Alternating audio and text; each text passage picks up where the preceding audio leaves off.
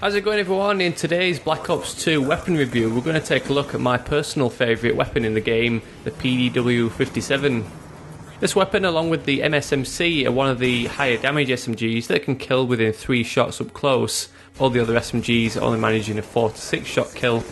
This kind of puts it a step closer towards the performance of an assault rifle in the overall spectrum of weapons. So I find it's a weapon that suits the kind of player who likes to play tactically, but also likes to get stuck deep in the action. The PDW-57 is another great weapon that's unlocked right at the start of your prestige at level 4, so yet again it's another weapon that you don't need to use an unlock token to keep hold of this weapon. Let's get started and take a look at the PDW's general features. Like I mentioned, it comes out with those high damage figures of 35, slowly dropping off to 18. This equates to a 3 to 6 shot kill, which is its main selling point over all those other SMGs that manage to kill in 4 to 6 shots. While playing with this weapon, the recoil actually feels really low, but as you can see by the sample spread, it will start to drift off to the right under any prolonged fire. But as you can see, most of the grouping at least starts off in the centre and only starts to drift off when you start emptying out the lower end of that large magazine. Then to finish off its general features, the PDW comes along with a nice set of iron sights. You could argue that these are slightly blocky and could obscure your vision, but there's a nice sharp front pin that allows you to line up your long range shots. But moving on, let's take a look at some more detailed stats for the PDW. This weapon continues boasting some enticing features, starting with its magazine size of 50 rounds. This is reminiscent of the old P90s that we got from Modern Warfare games, and it's the largest mag size we see in the SMGs and even the assault rifles. You only get the likes of the LMGs, which have a larger capacity. 50 rounds is probably more than enough to spray down the whole enemy team, but should you wish for a few more bullets to spray towards the bad guys, you can extend that magazine up to 65 rounds with the extended clip attachment. With this being one of the higher damage SMGs, its fire rate is slightly lower at 750 rounds per minute. This seems pretty slow when you compare it to the likes of the Scorpion or the Chicom, or even next to that Vector or MP7 with their 900 plus rounds per minute fire rates, but it doesn't seem so low when you compare it to the assault rifles. 750 rounds per minute is kind of an average figure. Combined with that 3 shot kill up close, it's just enough to keep you alive in those close range engagements, but it's also enough to keep that recoil under check and make this weapon still perform pretty well at long range.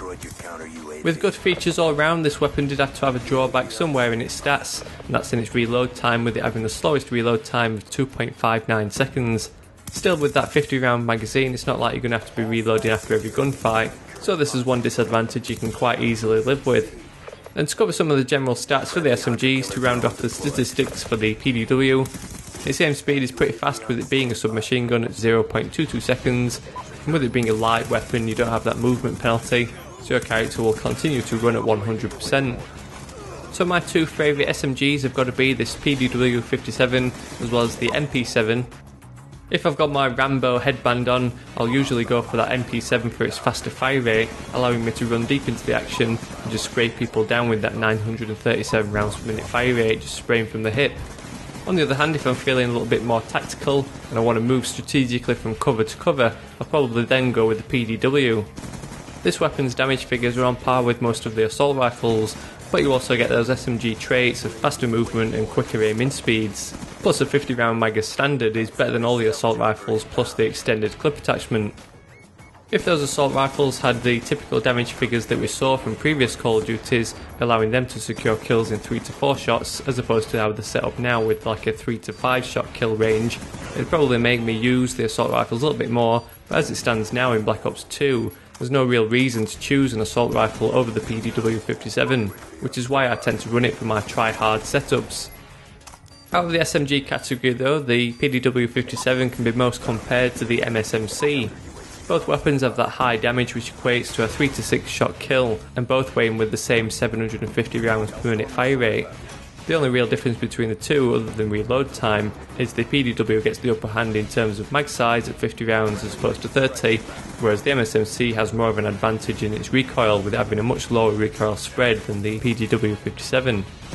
So this does make it a tough decision choosing between them both, but seeing as the recoil doesn't kick too high on the PDW, I much prefer that 50 round mag as opposed to having to spend an extra point on the MSMC and equip the extended clip attachment.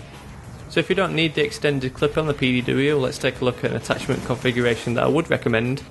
To be honest, this weapon works really well straight out of the box with no attachments. As we've seen, it's got pretty good stats all round, which makes it a good choice for an objective player who might want to put those points towards perks such as Flak Jacket and Tactical Mask. But as we saw, the only drawback in its stats was its reload time, so the first attachment I'd recommend is fast mags to speed up that reload time, putting you at less of a risk when you do have to eventually swap out that mag. The PDW is already pretty deadly at close range with that 3-shot kill, but a 750 rounds per minute fire rate can leave you a little bit vulnerable when firing from the hip, since you've not got as much of a barrage of bullets flying towards your enemy. So another attachment that can help remedy this is the laser sight. By tightening up that hipfire spread, you've got more likelihood of those shots landing a deadly hit. Then one attachment that might not be a good choice statistically is the Suppressor. The Suppressor is going to ruin the main feature of the PDW, which is that 3-shot kill range, but on the other hand you do get to make the most of those stealth benefits by staying off the radar. Plus with this weapon having good iron sights, that side effect of having reduced muzzle flash just makes tracking your targets that little bit easier. So that's about it for my review of the PDW-57 in Black Ops 2. Let me know your thoughts on this weapon down in the comments, and also feel free to share your own loadout of attachments and perks. If you are a fan of this weapon, or if you just enjoyed my guide, or even learnt anything new, I'd really appreciate a like down below just to help spread the word and share the video with your friends. If you've just found my video and you like what you saw, you can always subscribe to stick around for plenty more of these Black Ops 2 weapon guides. And if you want to know what kind of full class setup I'd recommend for the PDW, check out my Try Hard loadout from my class setup series. Come and give me a follow on Twitter and Facebook, links to both profiles down in the description. Otherwise, thanks for watching, I'll catch you all later.